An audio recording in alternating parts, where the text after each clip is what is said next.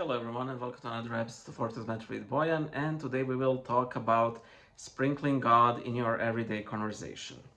One of my recent videos on my main channel, Bible Illustrated, is called 100 Ways to Grow Closer to the Lord. And, it was basically divided. It's not apparent from video segments, but the way these are arranged is attending church services, prayer, fasting and self-denial, alms, and so on and so forth. And one of the last items there is make God alive by sprinkling Him in your everyday conversations. And I hope to talk about that today in more detail. I'm the one in question, and if you were edified by these videos or know others in your vicinity who were edified by these videos, please consider pledging on Subscribestar, Patreon, Ko-fi, or consider buying some merch. No pressure. It's just the price of a coffee if you want. But there's also no upper limit.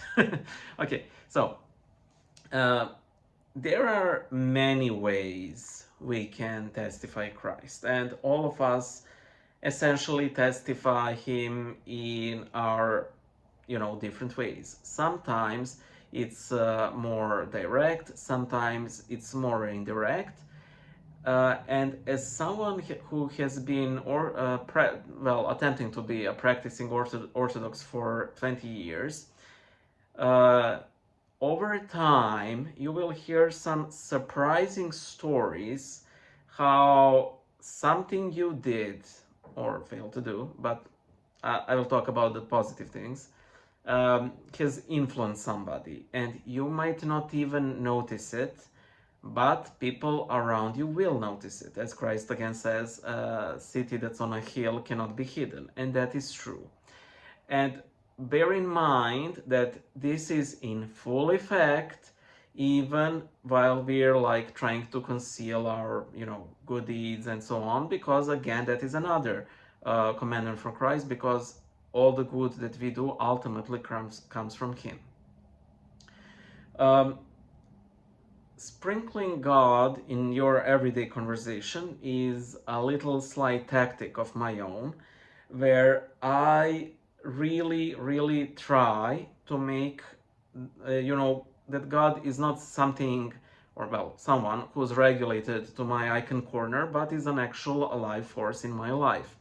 I will give you a very little example. In my gym, we have a woman who brings her child. That woman is, has cancer, and when she picked up her daughter today, one of the girls who was working out there, she asked the trainer, "Hey, by the way, how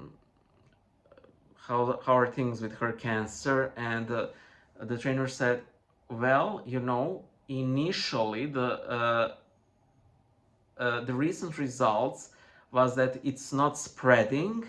However, according to the latest results, the main cancer actually halved in size, and on some parts of her lungs it completely vanished."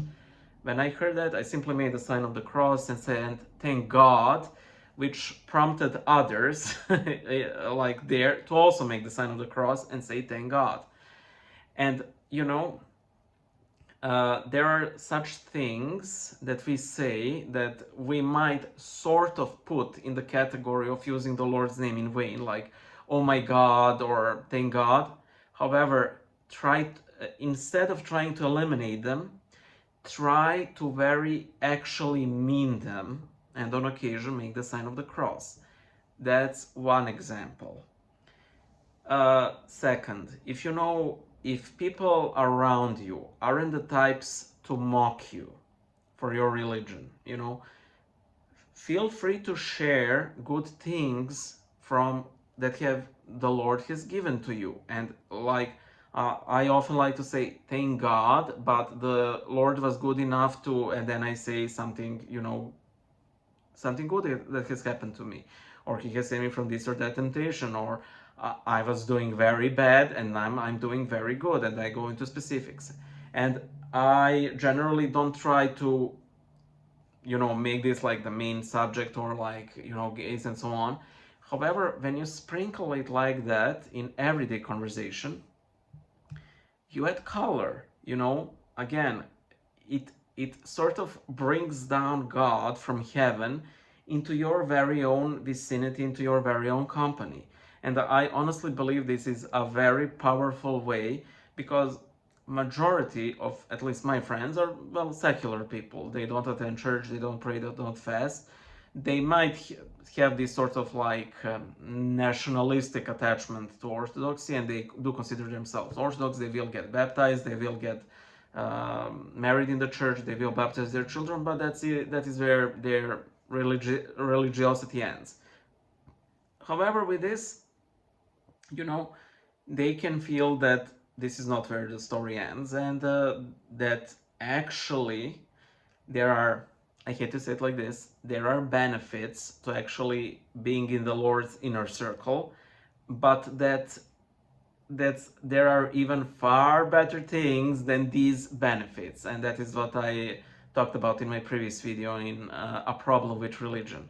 So try it. A lot of us are maybe, scared that people will, mock us and so on.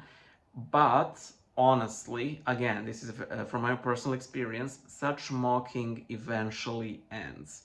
And I believe it's what's there's that duo of magicians who's like, they were, debunking different religious frauds, among other things.